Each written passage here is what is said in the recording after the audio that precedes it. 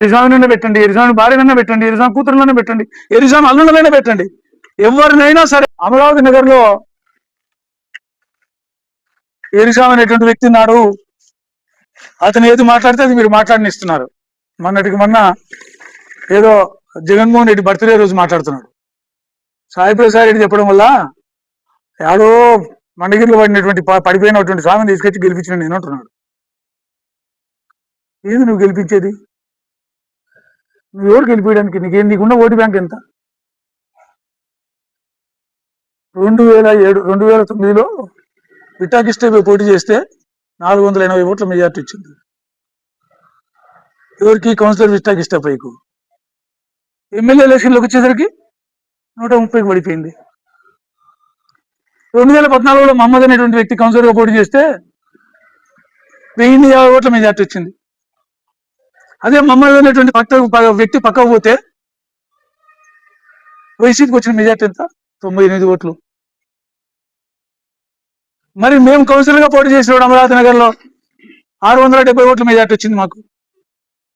మరి మమ్మల్ని పక్కకు పంపించిన తర్వాత అమరావతి నగర్కు నువ్వు పోవద్దు, ఎరిస్వామి చూసుకుంటాడని మీరు చెప్పిన తర్వాత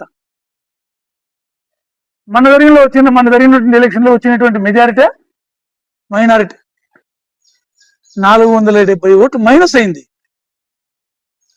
ఇప్పటికి కూడా ఎరిస్వామి మరి బలమైందో బలహీనతుందో మీరు తెలుసుకోకపోతే ఎట్లా? 3 సార్లు ఎమ్మెల్యేగా పనిచేసినారు పెద్దవాళ్ళు మీరు. మరి ఎరిస్వామి గురించి ఇప్పుడు కూడా మీరు గొప్ప ఊహించుకొని అతన్ని లీడర్ అనుకుంటే చాలా కష్టం. మీకు ఒకే రిక్వెస్ట్, వైసీపీ పార్టీ తరఫున అమరావతి నగర్ ఓసీ అయితే నేనే పోటీ చేస్తా, లేదు నా భార్య పోటీ చేస్తుంది. దయచేసి మీరు ఇంకొకరిని బలిపశం చేయకుండా ఎరిస్వామి కుటుంబం నుంచే మా మీద ఒక వ్యక్తిని పోటీ పెట్టండి అని చెప్పి మిమ్మల్ని కోరుకుంటూ ఉన్నా. ఎరిస్వామి కుటుంబం నుంచే ఒక వ్యక్తిని పెట్టండి, ఎరిస్వామినైనా పెట్టండి, ఎరిస్వామి భార్యనైనా పెట్టండి, ఎరిస్వామి కూతురులైనా పెట్టండి, ఎరిస్వామి అల్లుళ్ళనైనా పెట్టండి, ఎవరినైనా సరే. ఎందుకంటే కిష్టప్ప మాదిరి, మహమ్మద్ మాదిరి, నా మాదిరి బలిపశులు కాకుండా వేరే వాళ్ళకి టికెట్ ఇవ్వద్దండి. దయచేసి ఎరిస్వామికి టికెట్ ఇవ్వండి. ఎరిస్వామి మీదనే మా కుటుంబం మేము ఎవరైనా పోటీ చేస్తాం.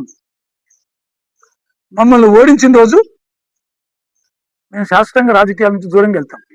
అవును, మా బలాన్ని మేము అతిగా ఊహించుకున్నాం, మాకు ప్రజాబలం లేదు, మేము లీడర్లుగా పనికిరాం అని పక్కకి వెళ్ళిపోతాం ధైర్యంగా.